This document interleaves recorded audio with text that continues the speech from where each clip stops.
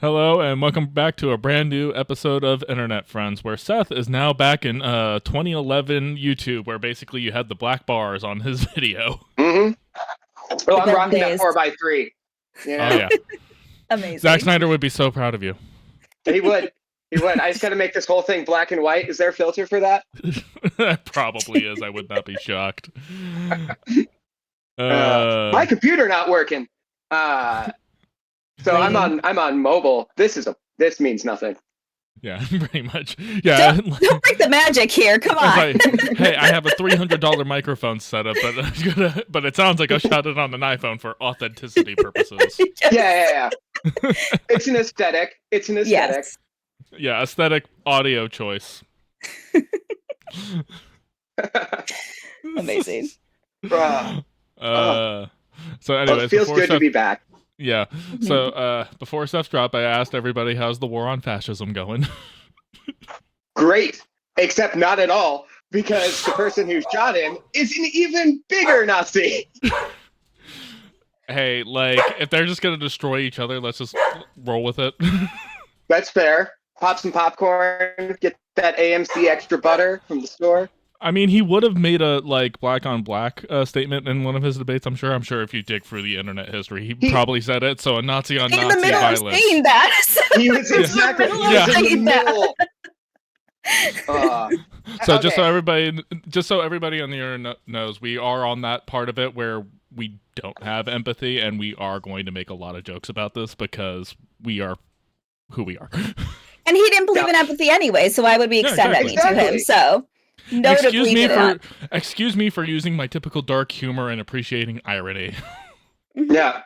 Well, and something I was saying before I had all of the troubles was I love watching very serious politicians now have to say the words, "If you're reading this, you're gay." LMAO. What do these mean? We don't know. Oh whoa.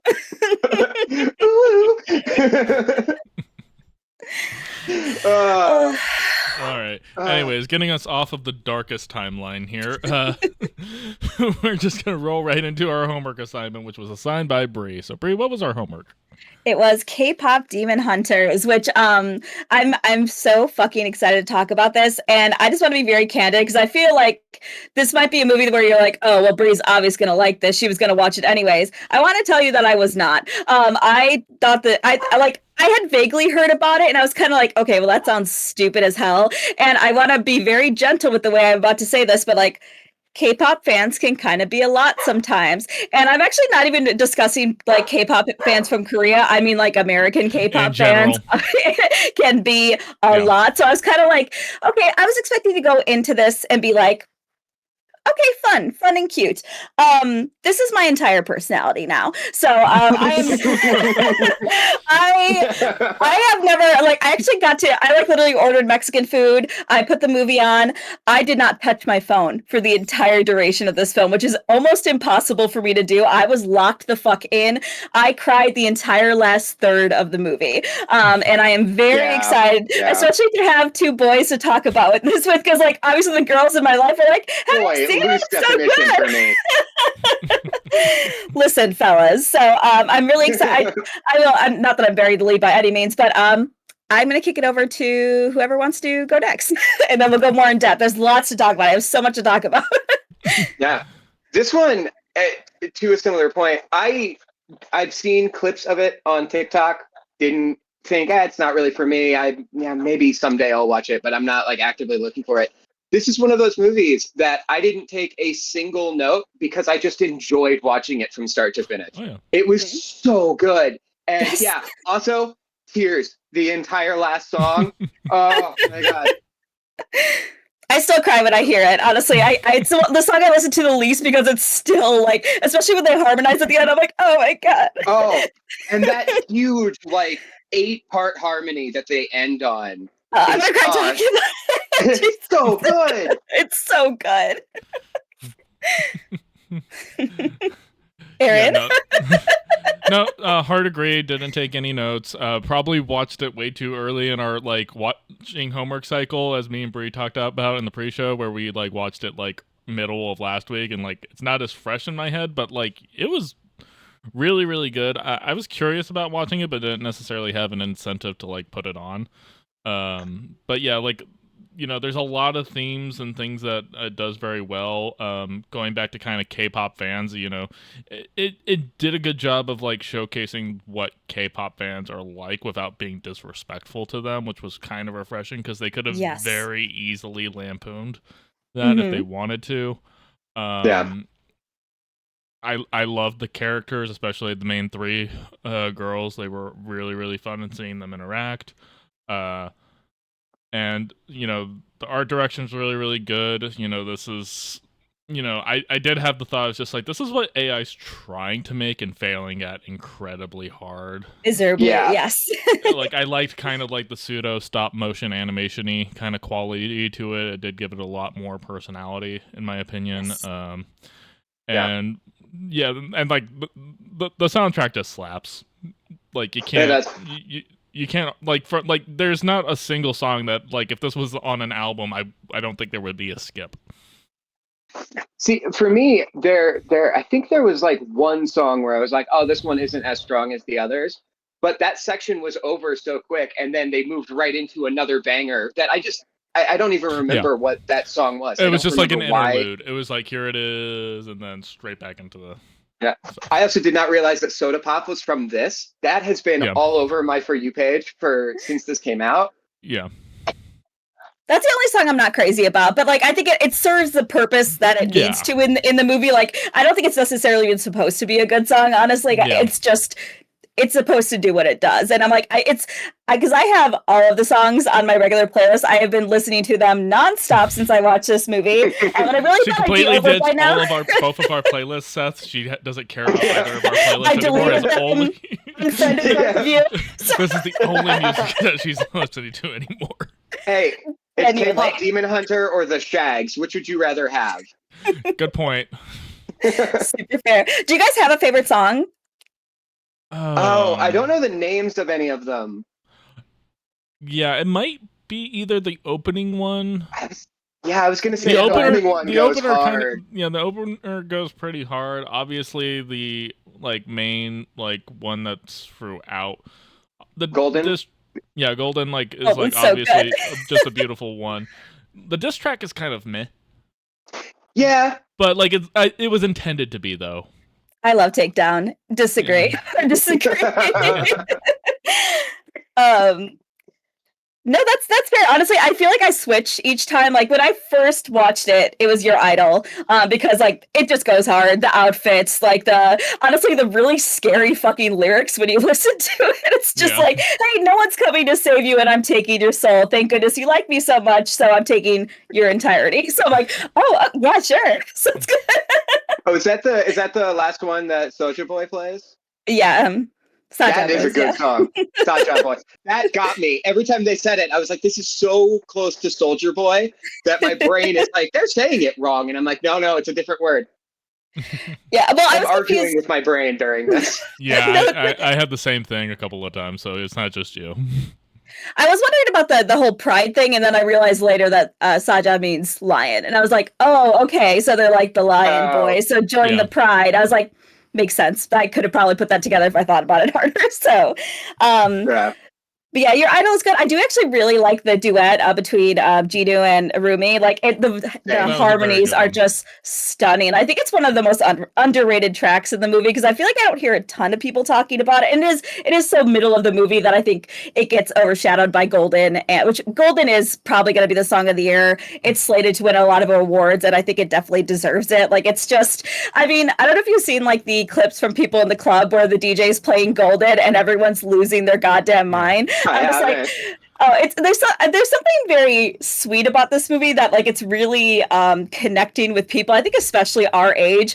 Yeah. I think we all have such unhealed trauma. So it's just like it really is. It's like it's hitting all of us the way it should. And it's like I feel like we're like people our age are bigger fans than kids at this point. So which I guess this is a kids movie technically. So yeah, I do feel like I'm this was not definitely sure. aimed a little bit more at like I think specifically millennials, at least the here in the West, at least, because we at least still grew up in like boy band and girl band culture in the Yeah. 90s. At least we still kind of remember that, because what was the last big boy band we had? It would have been One Direction, really, if you think about it. Yeah. Out here, Probably we haven't had like a super pop group in a very long time. No. And there were moments where I was watching it going like, oh yeah, like I get why K-pop is still popular over here, because it in a lot of ways is boy bands, and you know, Britney Spears, Christina Aguilera, you know, Destiny's Child. Yeah, it Dixie still has Chicks. that kind of vibe. And again, it's portraying this movie to have a lot less toxicity than I think is the reality. Because let's be honest, in K-pop and J-pop worlds, like there's a lot of like toxic kind of stuff that happens in idol culture out there. Yes. Yeah. Like the concept of graduation. I think they do touch on it vaguely in this movie, because obviously like the work schedule of the three girls and then still being pushed to like put out more stuff constantly. Absolutely. And also there's a very small commentary on like shipping fandoms, like the whole Ginu and Rumi thing, like the fact that they're like, they already had merch about them being a couple. It's like, these are two human beings, like, and that's how people act in real life. So Yeah. Also, stupid thing, I forgot the main character's name was Rumi, and there were a couple scenes where she was interacting with the other two girls. And I was like, what's up, Rumi? Yeah, what's up, Rumi? And I'm like, saying up to your roommate. Yeah, that's what I thought. I was like, why is that her nickname? Like, shouldn't that be for everyone? And then it was like, oh, right, that's her name. I do forget her name a lot. I always remember Mira and Zoe so much because those are such distinct names in my mind. So Rumi did just, I don't know, I kept forgetting it, but I don't think I have a favorite between the three of them. Oh, mine's Mira. I think mine is Rumi. Yeah. Main character complex, we got you. Yeah. And I definitely have that. Actually, if we're being real, my favorite character in the entire movie is the tiger. Oh, yeah. I fucking love that tiger. Oh, yeah. His scene where he...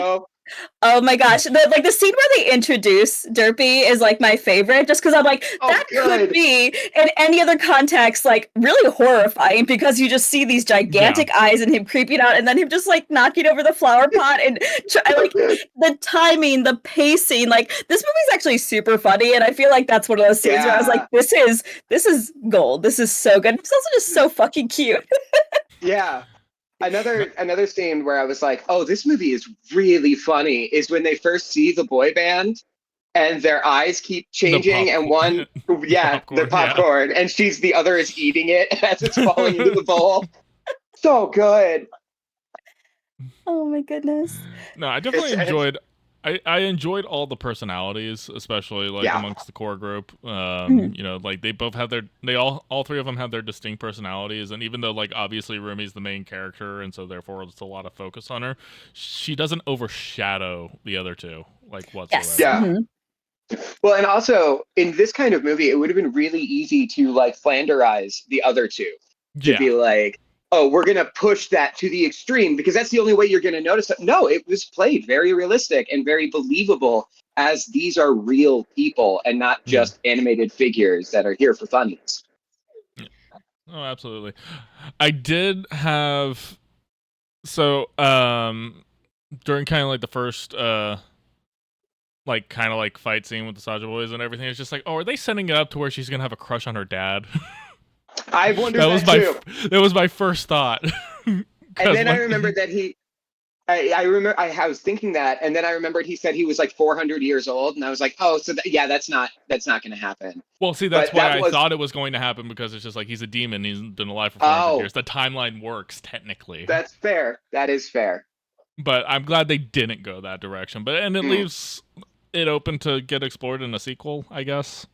But I mean, I don't necessarily.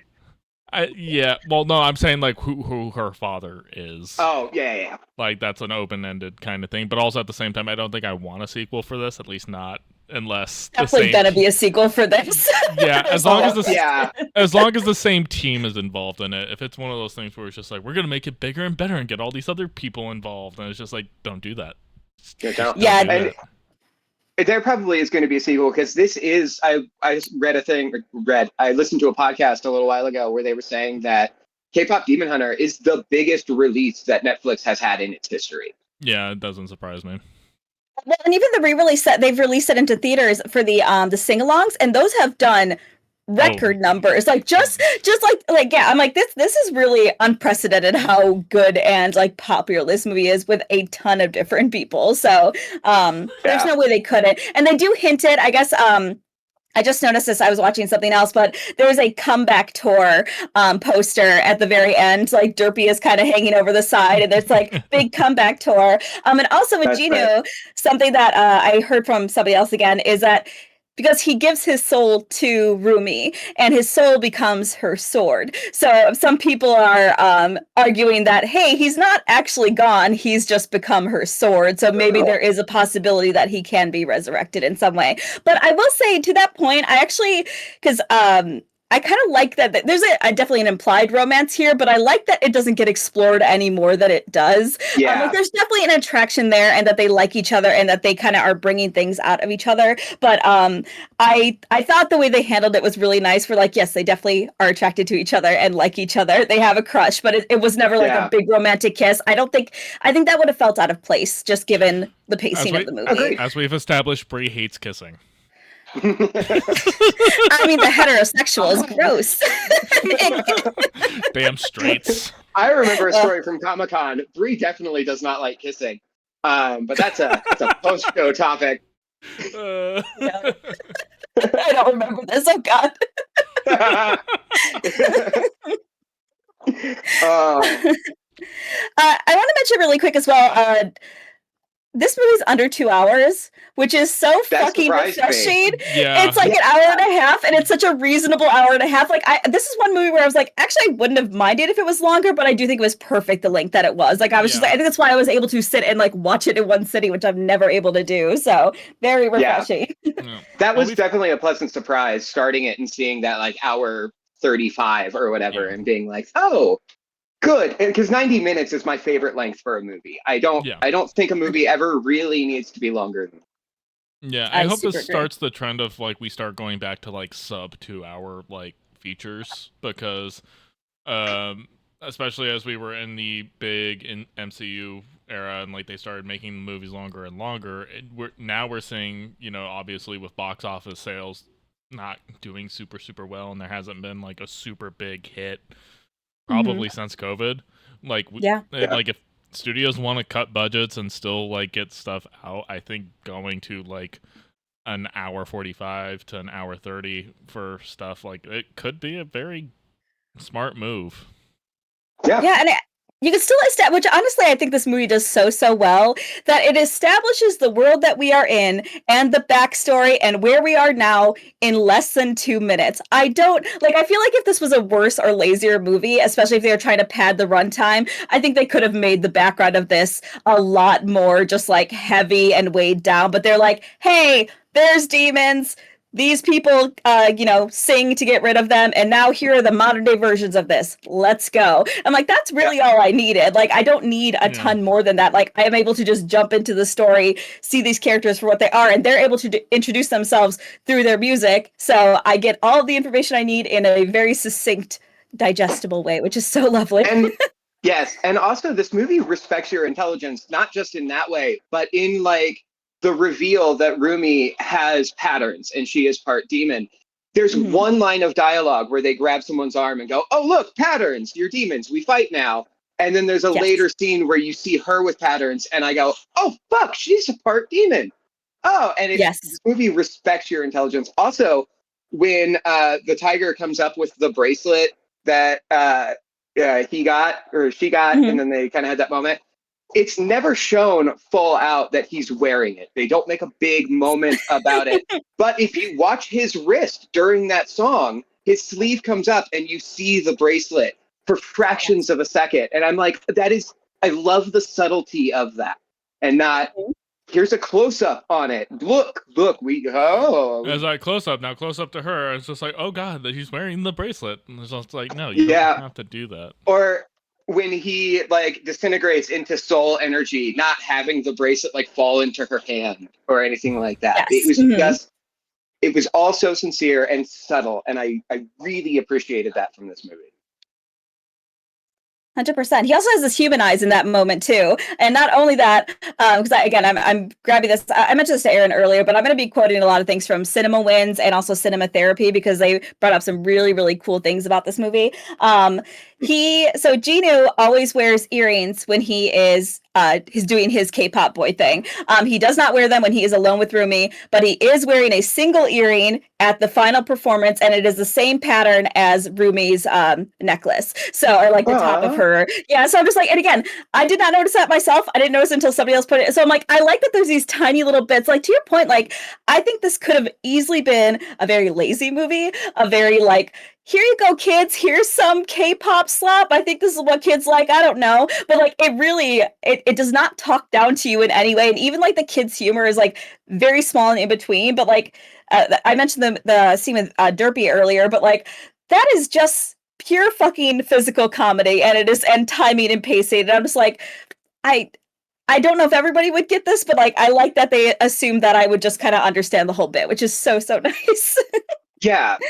Yeah. Well, and like you said, that the way that character is introduced could be a horror sequence in anything else. Oh, but yeah. then they immediately do that drop and that just extended shot of it trying to get the pot back up. And it's like, oh, I immediately now know everything I need to know about this character. And Yes. like he's just a big kitty. yeah. And then the He's crow, just a the big old three-eyed derp. crow. Yeah, sitting across, just kind of with this look of like, oh god. And it's like, I know everything I need to know about the crow now too. Like both of these beautiful introductions. Yeah. All around. And like they don't have like any voice acting or anything. Like they could have made those characters like really obnoxious mascots, but instead they're just like really just kind of like a cute character. And I guarantee those two characters, there's like I've seen a ton of merch stuff already on sale for both of those characters. I love them so much. I'm sure it's tempting Bree's cart right now. Yes, and I just see the cat. It's in mine. Yes, Derpy and Sussy. I want a Sussy is the bird. Derpy. Okay, yeah. Well, you don't want to deep throat a sushi roll though? It's K-pop. That was legitimately the first clip I saw from this movie. Was somebody just taking that, her smelling it, and then glut it down. And I was like, what is this movie? Again, that's like one thing where it's just like, I don't think this was made for kids. Yeah, true. And that's another thing. Because I would eat it like that too. Fair. I mean, that's how I eat hot dogs. That's how I eat a lot of things. It's like a duck. You know, 100%. I try not to do. Whenever Seth sees a phallic food, he has to deep throat it. 100%. Yeah. Corn on the cob. But that was another thing that surprised me with how big this movie is. I thought I had seen much more of it through clips online, when in reality, it was just that opening sequence that I saw the majority of. Like, and I thought I knew more about this going into it than I did, and was completely surprised by like, oh, this is all new to me. Good movie. Oh, 100%. I was wondering if either of you had heard, because the internet is the internet, there's a very consistent criticism of this movie, and I'm wondering if you guys have heard it. It's comparing it to a Disney movie. Oh, I don't think I have. I haven't. Oh, I bless both your hearts. Some people who think they're very smart and clever, they're like, "Oh, this movie's just Frozen. It's a girl with a long braid who has gets rejected and then comes back." I was like, I'm so glad you guys are making that face, because I was like, I'm gonna be very honest. I think there's some racial undertones to that argument, which I don't super love.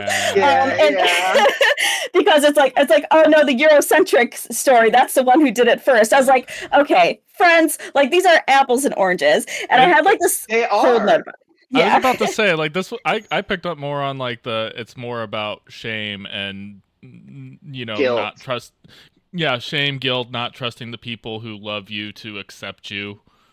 Yeah, and like giving them the chance to. Like it's just like like that's a huge stretch at best. I agree. Yeah. If Rumi had, a quarter of the way through the movie showed her patterns and been exiled and then become a villain and then redeemed herself at the end, maybe I could see the comparison. Yeah. But that would have been so antithetical to the story. It would have been, absolutely. Yeah, 100%. Yeah, I think people just, it's a popular thing. And I think people are just like, oh, well, I have to find something wrong with it. It has to be this. So, which is Yeah, bullshit. And again, it it is is. one of those things where, like, obviously it being, K-pop Korean culture centric, we in the West definitely are going to paint it with our own, kind of like interpretation and eyes. And like I do think this was curtailed a little bit more to Western audiences a little bit, to be fair. I do see In a few that, ways. but I also appreciate how specifically Korean it was. Oh yeah. And Oh, like, this literally the entire thing was just like I feel like I'm just walking in my local H Mart or at like in Annandale, which has a huge Korean population, and just like hanging out, like getting Korean barbecue, or at the local Breeze Bakery and everything else like that. It's just like this feels very Korean. yeah, Well, and I have to imagine there is some executive somewhere that's like, hey, do we have to can we just have all the lyrics in English? Like, we don't know what this audience is going to be like, but they're like, no, I think that's trusting the audience's intelligence. Like, K-pop does often have English and Korean lyrics, and also just some stuff doesn't translate well. And also, they switch back and forth so quickly that I'm just like, I can't imagine this song without the Korean lyrics. Like, it is so blended into what the genre is at this point. So, but yeah, something I want to mention about the Elsa thing, just because I think there's a lot of important points and it just frustrates me. But like, so Elsa has this like mystical thing about her that makes her different from everyone else, and by the end of the movie, everyone thinks it's super fun and cool. Rumi has a physical difference that marks her as a danger to other people, and I think I don't have to say this out loud. And I think that obviously the movie plays to this a lot. I think this could be an allegory for a lot of different things. This movie has really connected with the Asian community, with the queer community, with like so many different communities because of that physical difference. I picked up on it mostly as a mixed race thing because growing up in New Mexico, I know a lot of people who are mixed ancestry, and like certain aspects of people's family like reject children because it's just like, oh, your parents were white, or your dad was Mexican, your mom was white, like your dad was black, or any kind of thing, like, so like they get shunned by their family. And then there's also that fear from a kid. It's just like, I'm different from the rest of my family, and I have to project a certain kind of way to be accepted by them, which is what Rumi does. Is like she constantly projecting and trying to hide that side of her because she fears rejection from her friends. I picked up on the queer element of it. There's that moment where we're talking with I can't remember the relationship. It's the woman who raised her, though. Celine. Celine. Celine. Where I'm like, oh, this could work really well as an allegory for like bisexuality. And like, oh, I had this child that I now have to raise, and they're bi. Well, I've got to hide that. Hide the fact that you're different. Hide the fact that you're attracted to both people, and I'll accept you if you just don't act queer. Yes. And it could also go to trans kids coming out to their parents and being like, their parents being like, it's just like, don't do that. That's dangerous. That's dangerous for you and other people around you. They won't accept you. Yeah. Immigrants too. I think a lot of immigrants have it like act white, just pretend you're white, and then if you're white, if you're white passing, pass as white. Yeah, absolutely. Which is also something a lot of BIPOC people have to deal with.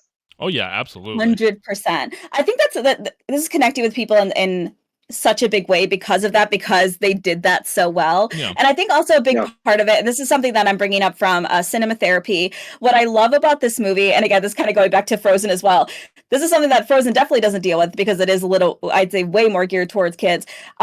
That sometimes when you do come out to a person that they do reject you, and you can't, like, which is like a very real thing that I think it's so nice to see that represented. Just like, it is. What's so hard about revealing whatever this thing is about yourself is that some people won't accept you. They can't accept you. And that is a super hard thing. Like, obviously Rumi is fucking crushed by this fact, but she does have people who do love her that will accept her. And I think that's what pulls her through at the end. I think it's the most crushing part about this movie, but I'm like, it is an important thing to see that I think is not shown very often, that rejection is unfortunately always a real possibility. Yeah, it's real. Like that fear doesn't exist because it's irrational. It is a rational fear.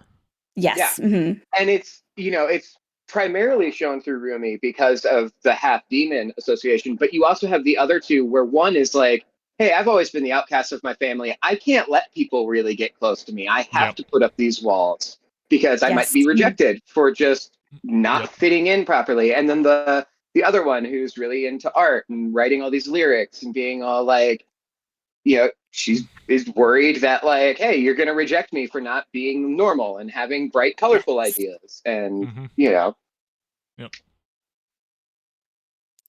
I was interested if they were potentially going for like an autism read on her a little bit, but I think if nothing else, I think people could definitely get that from Zoe.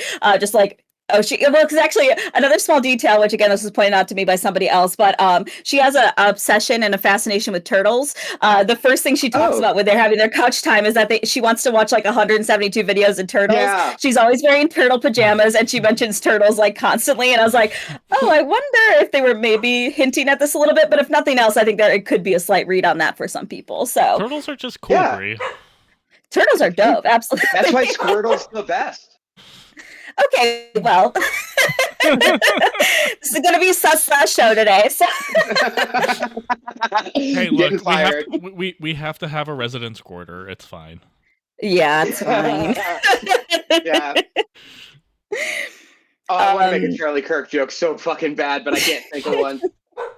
Dang it. I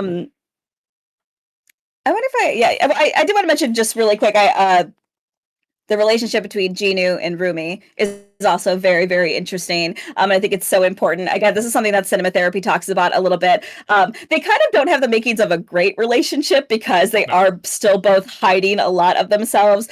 They do bring out really good things about each other, but also Jinu is consistently holding back something very, very secretive about him. Yeah. And Rumi is not hiding that from him, but she is still hiding her authentic self from her friends. So it's just like there's definitely what I kind of like is that Jinu sort of represents the ultimate self-serving because he made a choice that was purely for himself, and Rumi is the ultimate self-sacrifice. All she does is for other people and that appearance. So it is, I think that's what that juxtaposition of those two make them potentially very good for each other. They could have a good relationship, but they can't where they're at because they are still sorting through that trauma, but they are able to help themselves, each other sort through it. Yeah. And I've seen that in relationships, both personal and through like other people, like friends and stuff, where one person is just, I would rather hide a lot of my past and just completely embrace them until I'm completely comfortable. And then I'll start, crumb feeding them what I've actually gone through. And you're right. It doesn't ever work out in that situation. And the only time that those relationships do work out is when both people are being equally open with each other. Yeah. But that does happen. And that is an accurate representation of a lot of things that I've seen. Yeah, vulnerability is hard. That's all there is to it. And shame is a powerful tool. Yeah. Another small thing I wanted to mention is that sorry. So when Gino does finally admit what is wrong with him, there was some small amount of people saying that like, oh, it's weird that Rumi accepts him so quickly. She doesn't though necessarily. Somebody put this really beautifully, and I wanted to like repeat this, that she neither diminishes nor dismisses the significance of his wrongdoing, but she tells him that the things that he did not define his value as a person. So, and I'm just like, I think that's another really cool message of this, that like, you are not the worst thing you've ever done. So just like you are allowed to make mistakes, and yes, he made a selfish mistake literally 400 years ago. So he needs to forgive himself and also realize that that's not who he is as a person. He has the capacity to grow and become a better person. So I think it is so nice to see so many different, like the spectrum of shame and guilt and forgiveness and self-love. And I feel like I haven't seen it to this extent that this movie does. And it's so beautiful, honestly. Yeah, it was really well done. Yeah. And we've talked about those themes before in other pieces of media. I can't exactly remember the exact thing we watched, but we talked about how like, it's just like you are not entitled to anyone's forgiveness for the bad things you've done, but like you can at least still work on yourself to like be better going forward. And that's kind of like where that kind of stands. And that's kind of what he does in the moment, is like literally it's just like, yes, I've done horrible things, but I could still do the right thing in this instance. Well, and that self-sacrificial moment is him accepting that he isn't solely defined by the bad things that he's done. And that's also why that drawing that the little girl gives him is like really affects him, is because other people are viewing him not as this evil thing that he views himself as, and he has a hard time wrestling with that. Yeah. That's such a good point. I love that.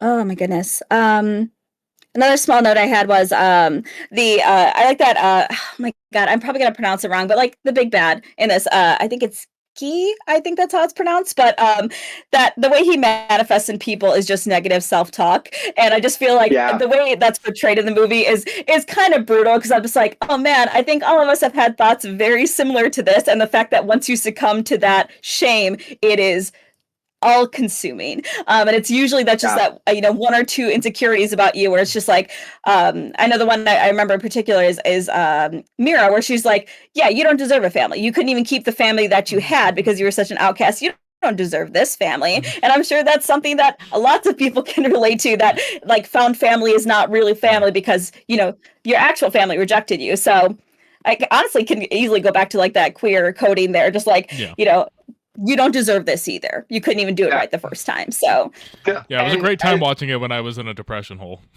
But no, that actually is something that I can massively identify with as somebody who was exiled from the church. Like, I left the church because you're not good enough anymore. You don't believe what we believe? Get the fuck out. No one's going to talk to you anymore. And then once I started like building friend groups outside the church, there was that thought of like, you don't deserve this. These aren't really your family. This isn't really your friends. And it's brutal if you succumb to that. Yeah. Welcome to Trauma Talk with Seth. I'm going to be bringing up the church a lot more. Well, if we don't talk about religious trauma, did you actually attend your therapy session? We're still charging you. So. Oh, man. Wait, you're getting paid? I'm taking money, so whether he knows it or not. Bree told me that she was giving you your half. Like, I've just been sending the Venmos with a taco emoji. We're out of time today, so she just sends me a bunch of gummies and just says, "Take 2 of these and call me in the morning." And then you never call in the morning. Yeah. Do I look like the kind of person who calls the next day, Seth? You gotta wait at least 2 weeks. It has to be in the middle of the night where you're just like, you up? I'm the person who the date finishes, I go home and I'm like, hey, I had a really good time tonight, send. And then you never hear from them ever again. Yeah. Oh my god. I actually have had someone be like, we did a date, and like I texted her later that night, and she was like, "Why are you texting me right now? Like, wait until tomorrow, dude." You're like, too soon. Oh, that's funny. That is weird of you, though. I hope you feel bad about that. Hey, 22-year-old Seth was a moron. And 22, so was 32-year-old Seth and 33-year-old Seth, and presumably 35 to 40-year-old Seth. We'll see maybe we'll get it together. I doubt it. Absolutely. Amazing. I haven't yet. What's going to change? More therapy? You never know.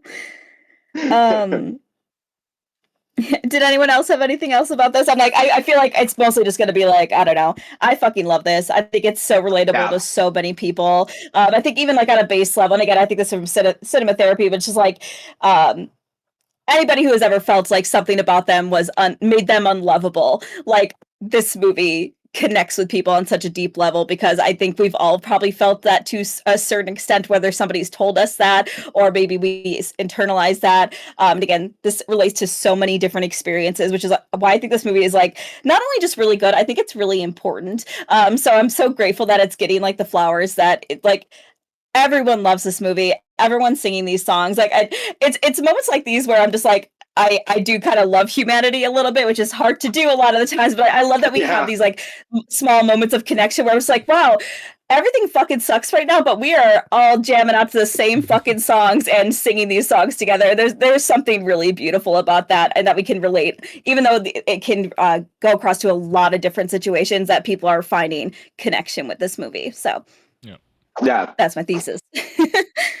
I think the only thing that I can think of that I have left to say is that my one and only problem, and it is a slight problem, it's a very slight problem, because I think there is enough in context that excuses this, but is that we are told that the reason the demons do a lot of the things that they do is because of those negative thoughts that are being pushed into them by the big bad of the movie. I can't remember the name. I'm sorry. And at certain points in the movie, these demons are humanized a bit. You see how they feel. You see that they have emotions. Yeah. And then the end of the movie, they still put up the blockade that keeps them in the hell universe. But I actually, so I wish they had done more to show that like defeating the big bad was good for humanity and the demons, and they got to live in peace now that he's gone. But going back to that, it's big, huge, it's got status. This is why you don't let me talk for longer than 30 seconds. More yours, buddy. But I liked that the like field of protection that was impervious was gold, and the one that we end on is a shifting between blue and pink, and that implies that there is still redemption for them. I just wish that were a little less subtle. Yeah, it's kind of hard when you talk about like how the subtle things that they do in this movie like were so good, and then of course like wanting to see something a little bit more explicit. But again, it does leave room open for exploring in sequels, obviously.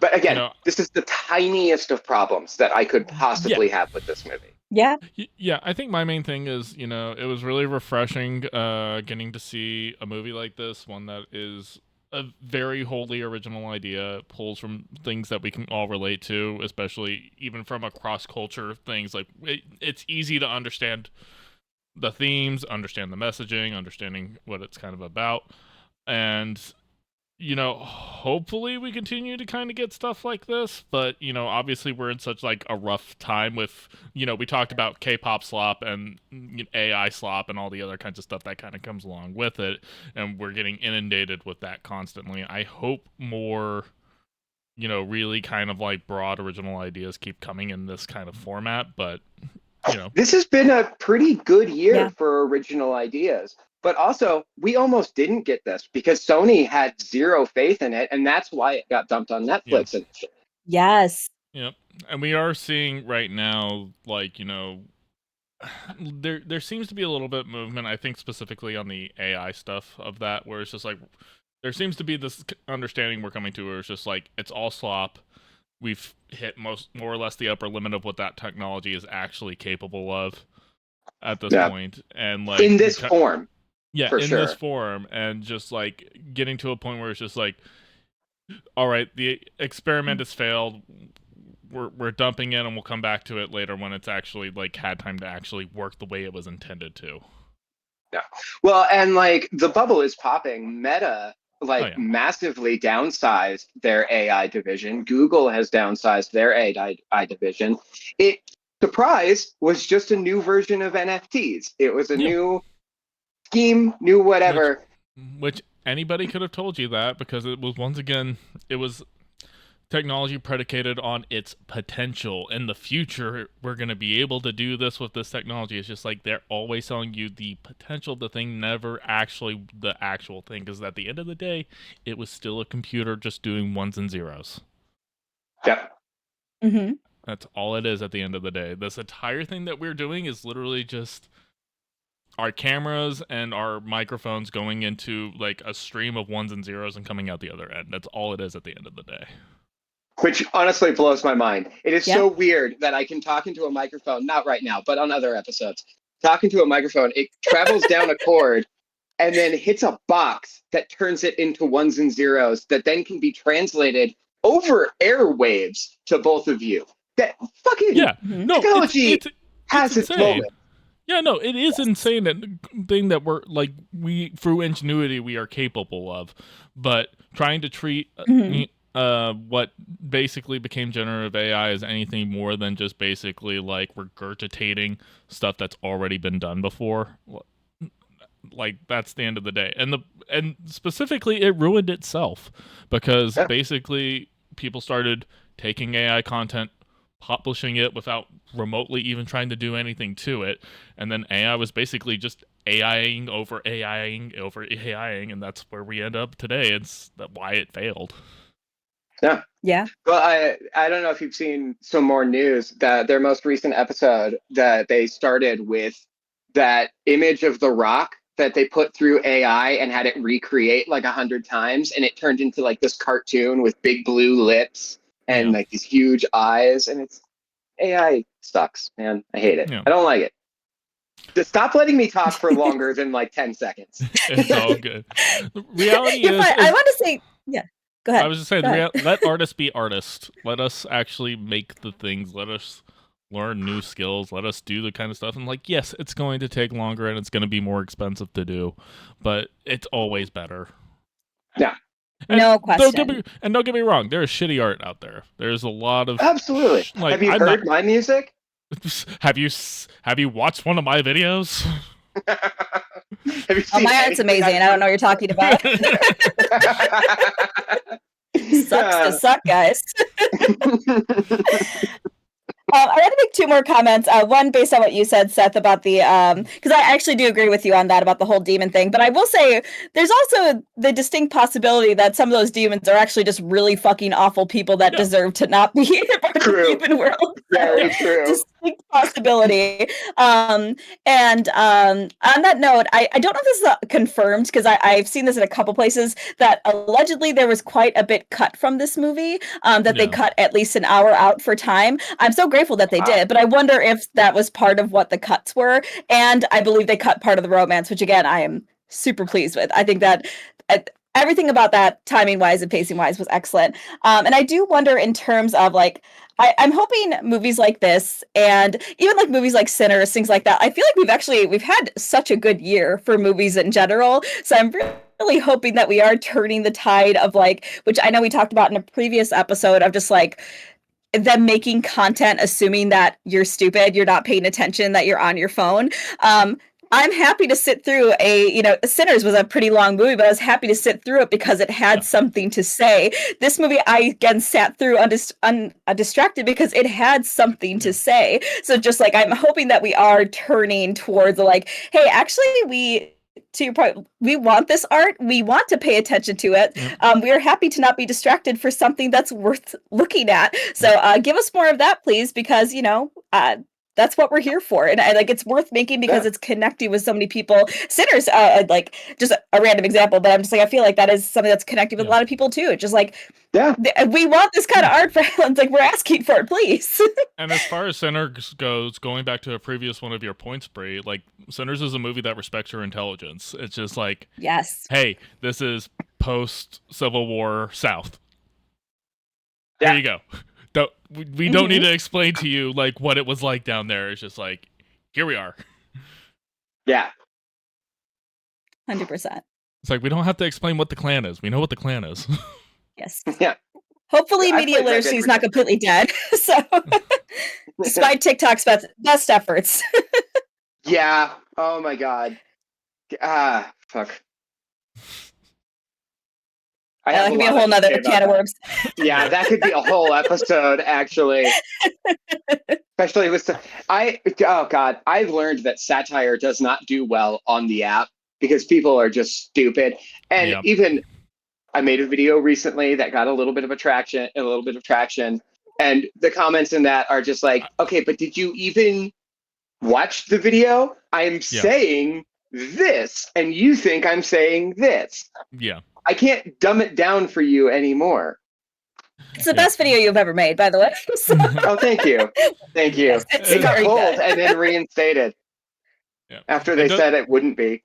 Yeah, it doesn't Mhm. help when, like, again, like, you have to explain the satire or the joke or even the messaging to it. Yeah. Just, yeah. Fun times. Great, It is. great time to be alive.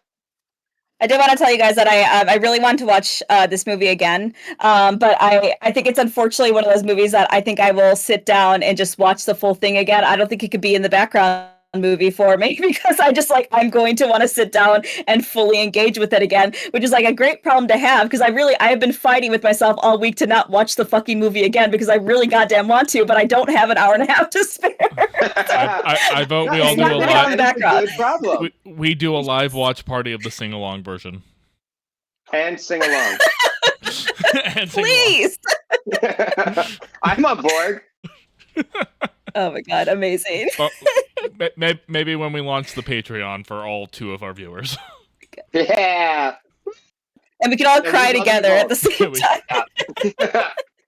Just the entire last song is just us. I will No, say, sorry, seriously. one last note on this.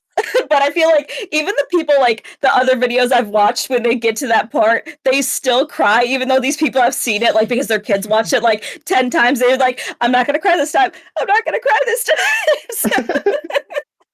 So, amazing. Beautiful. I was fighting it. I'm like, you have to watch this from a critical viewpoint. We're going to be talking about it in a few hours. And I can't.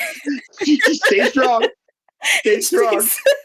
It's so wrong for you too. I'm very impressed because honestly, I think once I don't even remember when I think like the last third of the movie just like fucking wrecked me. I think the second that she's like more in her demon form, I'm just like, okay, well, I see what this is representing, and this is really tough. So just just my makeup was gone. So, Mine so too. worth it. Seth's eyeliner Beautiful. just running down his face. Yeah, Just yeah. Then I took a picture and posted it to MySpace. Yep. He had the comb straight over his face. Absolutely. I had to get a wig for it. And the Don't caption forget, like, was the Star Smart. Yeah, and the caption underneath. the caption saying like, "I don't want to talk about it." Oh my goodness. I would kill to bring back MySpace at this point. Oh, it was so good. Take me back. We had no idea how good we had it. We didn't. We really didn't. Arguing over top 8s, bulletin boards. Honestly, just take me back to pre-algorithm social media. Yeah. Yeah. I don't want to see ads. I only want to see what my friends post. I don't want to see anything else. No infinite scroll. That was the worst decision ever made. So Once I hit the bottom, I hit the bottom. Yes. It's just like, oh, okay, I've seen everything today. Remember how good it was when like you first got Facebook and all the ads were just on the side and you could completely ignore them? Oh yeah. Remember a golden era, truly. Remember when your YouTube sub box was literally like, I see all the videos of the channels I'm subscribed to, and once I've watched all of them, it's like, cool, I will catch them when they upload. Yeah. Well, let's be fair. The YouTube sub box never worked properly. It was lucky if you got all of the videos from the people that you were sub to. I mean, I back in the day, I maybe it was only subscribed to like 5 or 6 people, so it wasn't as bad. If you were somebody who like had like 20 plus subscriptions, then like obviously that was a little bit different. But yeah. Amazing. What a time. Remember when Instagram was just like 1x1 photos with bad filters on them? Yeah. So good. So good. Hey, again, things are bad if we are reminiscing about the early 2010s. Yeah, I know. Obama was in know office. Better, and I'm saying, I'm on an Obama era thing, and I'm just like, and I know better now. I know he wasn't that great of a guy, but you know what? Yeah, it was quiet. At least after he did a drone strike, he didn't tweet about it. Yeah. Oh my God, we are truly in the worst timeline. Why couldn't Coolio be Scarecrow? I think everyone would have. It would have been fine. That would have fixed it. That would have fixed it. If Coolio had become Scarecrow, we wouldn't have gotten K-pop Demon Hunters. You're right. Think about it. That's true. I'm like, I think that's worth it. I do really love this movie. It's really good. Yeah. It like I surprised because it's one of those things where like enough people tell you this is great. This is great. You Yeah. have to watch it. That you kind of start thinking like, is it really that great? Can Well, it really be that Yes. good? And then to watch it and have it be better than your expectations. Yeah. It's a rare Yes. thing these days. And it is one of Mhm. those things too where it's just like, because it is such a niche movie, it could, because again, K-pop is a niche in and of itself. Like if you're not really into Mhm. K-pop, like, it's kind of a hard sell. Yeah. Yeah. Yeah. But like but I would recommend this to anybody really. I can't imagine anybody who I would at least associate with that I wouldn't recommend watching. And like again, I'm not inherently a K-pop person, but Yeah. this was great. I'm not really either, and I will say I think it's also the animated aspect of it, because I think there is still that inclination. It's like, it is animated and therefore only for children, and you're a big weirdo if you're also watching it. So I'm currently trying to get my sister to watch it with me because we're about to go on vacation together, and I'm like, hey, listen, what's the over-under on me getting you to watch this movie? She's like, oh my god, I've heard about this so much, I don't want to watch this dumb kids movie. And then, not even an hour fucking later, she's like, so I heard this cover of Golden, and I really like it. I was like, yes, you just need that gateway song, and then you're in. Yeah, you got your in. That is such You a can weird now, you attitude can now to inject have, her though. with the heroin that is this movie. Yeah. Yes. But yeah, that's such a weird attitude to have, because we really, like, the amount of adult animation that exists out there today, like, it's just like, I think there's more, especially since Saturday morning cartoons are pretty much dead. Like, there's more adult animation than there is kids animation, really, these days, at least that I see on a consistent basis. Like, obviously, there's always going to be kids cartoons out there. But as far as, like, mainstream, animation, it's pretty much mostly adult-oriented these days. Seems to be, yeah. I think it's a nerd culture, though. I feel like we have a lot more like nerdy animation things, and I do think like I forget that like one all three of us are neurodivergent, so I think that is a factor as well. That like the bar for normal is not what normal people think. Because I think if I said this like outside of like the couple neurodivergent people I know, they'd be like, "Isn't that a kids movie? Like an animated kids movie? Like why are you watching that?" So I mean, thankfully this is kind of breaking through that, but I think there is still like a general consensus that like cartoons and animation for children only. So I think it's starting to turn, but like I still think there's a lot of people think that, unfortunately, and are missing out on a really fucking good movie.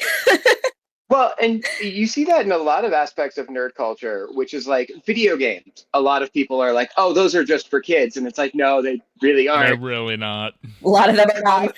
Yeah. Most, in fact. Comic books, another one where there's still a lot of people who are like, that's just for children. And it's a downside of nerd culture that like these incredible arts are being neglected by adults who would love them because, oh, that's kid stuff. Well, it's also, not necessarily just like, oh, those are for kids. It's also as we all know, as we get older, the amount of time we have for this stuff dwindles. True. Which is unfortunate. Like, because like I can't sit down and watch like a 5-season show like on a regular basis. That's light work, dude. Like 5 seasons, that's nothing. But you're not willing to devote every second of your free time post work to a series that you might not enjoy? Come on. No. I couldn't even get past the first season of Game of Thrones. Come on. Oh, those first 3 are great. First 4 are really good. Everything past that is not worth watching.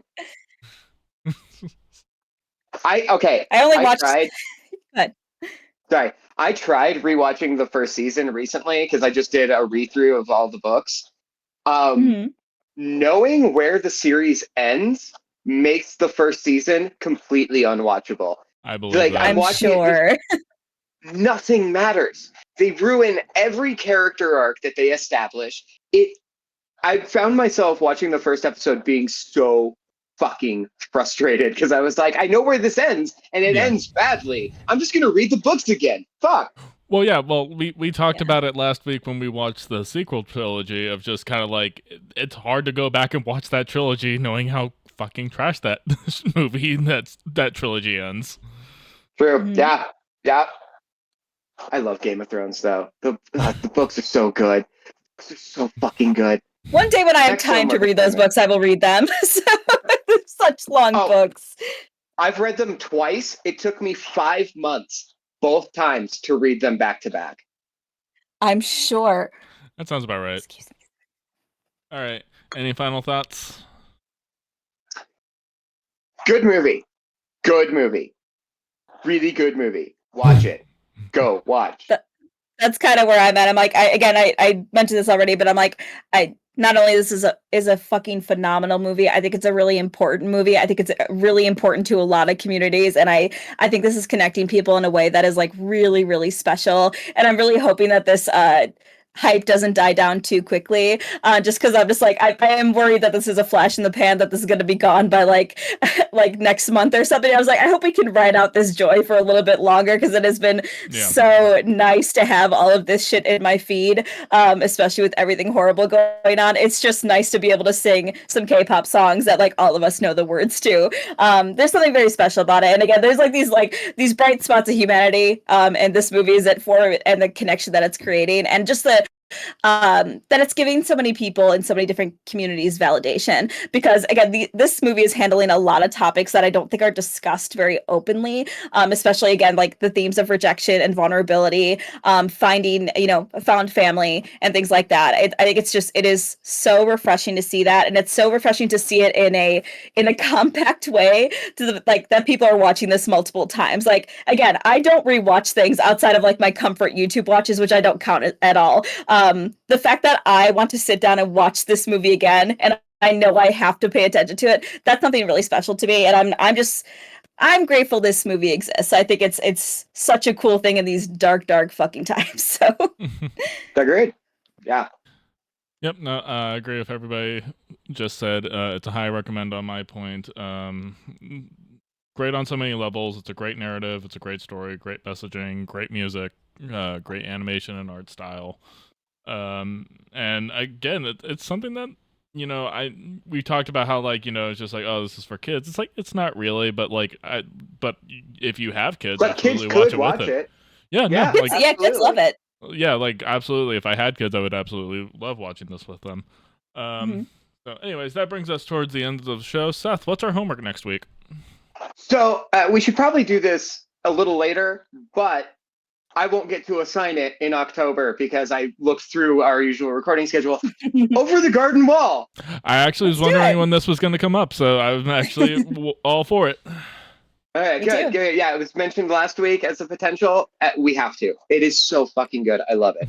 I've never seen excited. it. So I'll organize with them, because I think me and Em talked about doing a watch with some of our friends actually for it. So definitely start planning that.